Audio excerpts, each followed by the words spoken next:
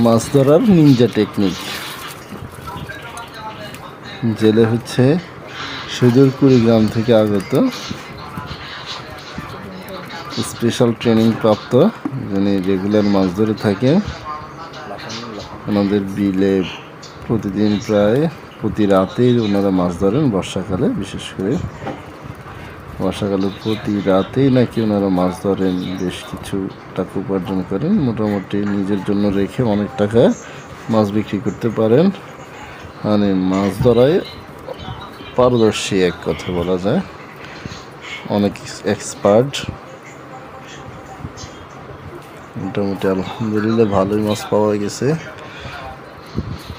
যদিও বন্যার কারণে আমাদের মাছ জাতীয় মাছগুলো চলে গেছে, কিছু বন্যা মাছ যেমন মানে আমরা না ফালানো মাছগুলো এখানে পাওয়া গেছে, যেমন শোল মাছ, কই মাছ, অনেকগুলো শোল মাছ পাওয়া গেছে। মাশাআল্লাহ, আলহামদুলিল্লাহ।